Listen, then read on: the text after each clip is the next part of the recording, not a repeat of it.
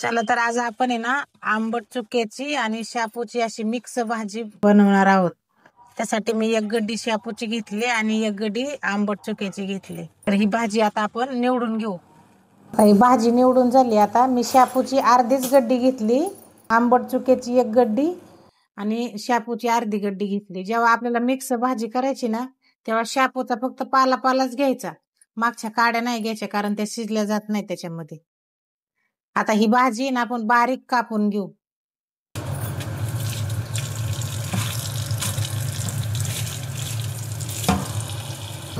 आता ही भाजी मी चाळणीत काढून घेतली।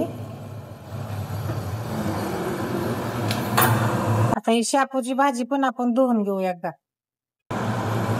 हे बघा मी इथं कढईत पाणी ठेवलंय आणि याच्यामध्ये ना हरभऱ्याची डाळ टाकली अगोदर उकळायला, कारण मी ही लवकर शिजत नाही ना म्हणून अगोदरच टाकली मी। आता त्याच्यामध्ये ही शापूची भाजी टाकली, कारण हरभऱ्याच्या डाळीला आणि शापूच्या भाजीला शिजायला जरा वेळ लागतो म्हणून ही आधी टाकली मी।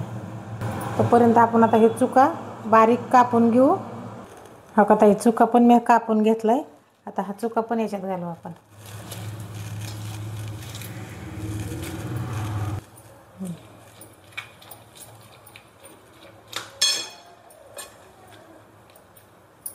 हे बघा चुक्याची भाजी लगेच अशी पिवळी पडते, लगेच शिजत, तिला वेळ लागत नाही शिजायला।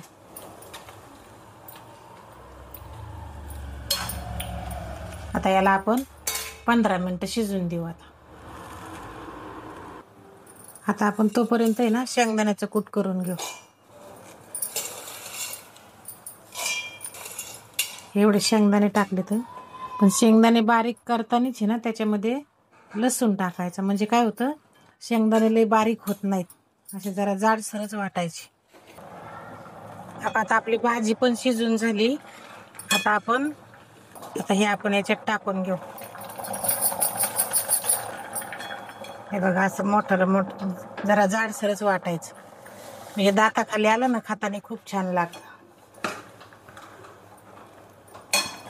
आणि ही लाल मिरची पावडर टाकायची, कारण ही लाल मिरची पावडर मी घरी बनवलेली आहे, ही टाकायची।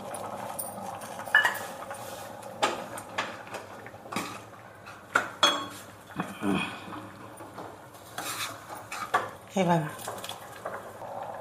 आता चवीपुरतं मीठ घातलं याच्यात।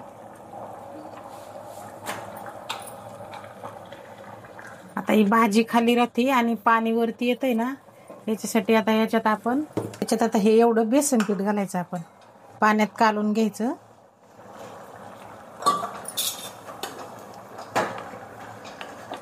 आता हे बेसन पीठ याच्यात घालून घेऊ आपण।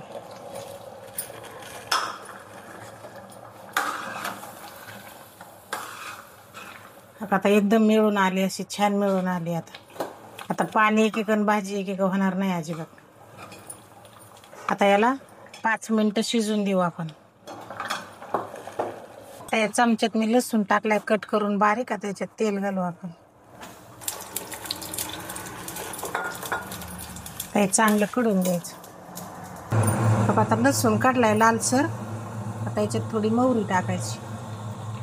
आता मोहरी तडतडली आपली, आता जिरे घालायची।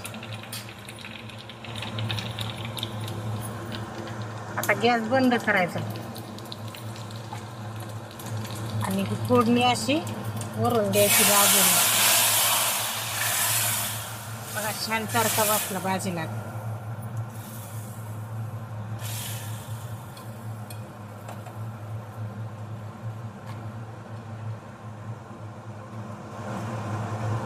आता आपली आंबट चुक्याची आणि शापूची मिक्स भाजी तयार झाली।